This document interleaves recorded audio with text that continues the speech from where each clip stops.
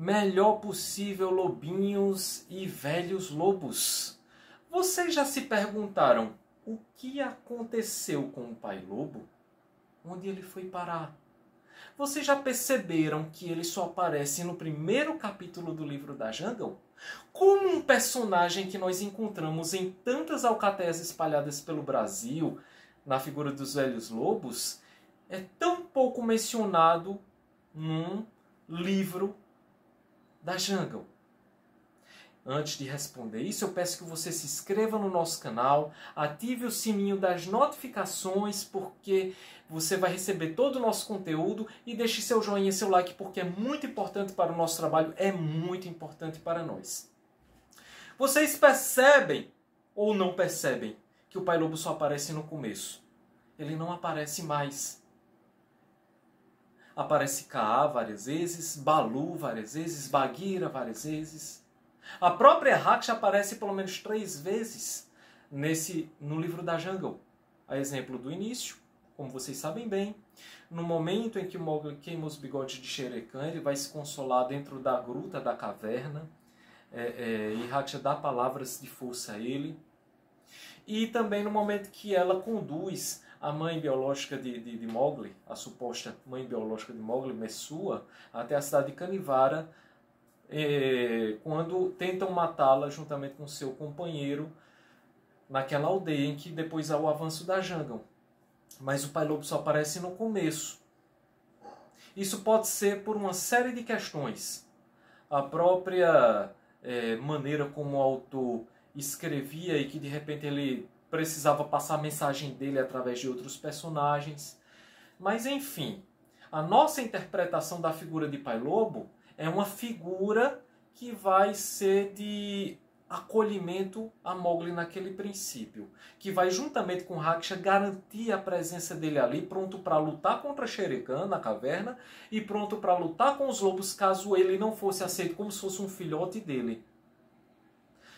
Vamos observar que a figura materna para um filhote, de um modo geral, na natureza, é uma figura de mais presença e importância do que a figura paterna em algumas espécies. Que a figura paterna vai caçar e trazer para a fêmea os filhotes, assim, aquela caça ou aquele alimento quando ela está tomando conta dos filhotes.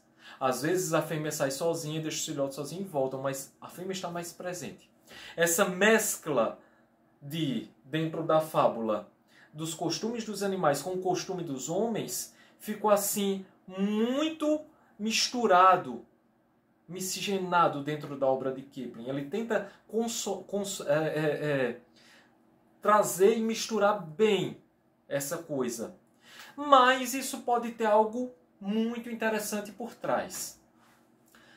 Rudyard Kipling, ele por sua vez, como muitas crianças britânicas ou filhos de britânicos que colonizavam a Índia naquela época, ele foi enviado para a Inglaterra para um internato. Um internato é uma escola que vai ficar distante dos pais, tendo visitas raras desses ou visitando raramente seus pais.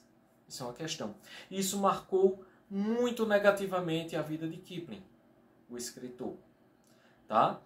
E quando ele retornou por volta dos 17 anos, ele decidiu se tornar escritor.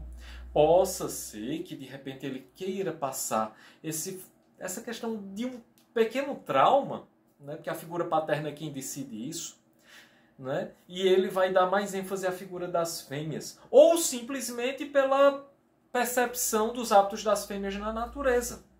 Ninguém sabe. Mas o Aquelá, por exemplo, se apresenta mais como uma figura paterna para Mowgli em vários momentos, o que não é o Pai Lobo mesmo, do que o próprio Pai Lobo.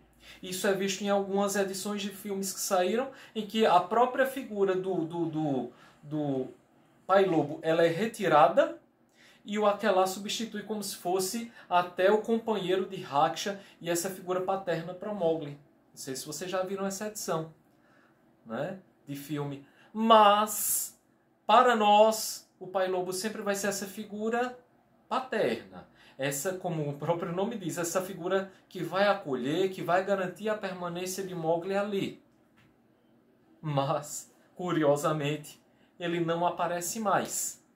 E aí eu quero que você deixe nos seus comentários a sua impressão, porque uma figura que é tão presente no início dos lobinhos, na entrada deles ali também na Alcatel, quando nós contamos aquela história, é tão presente na figura dos velhos lobos, ele simplesmente não é mais mencionado.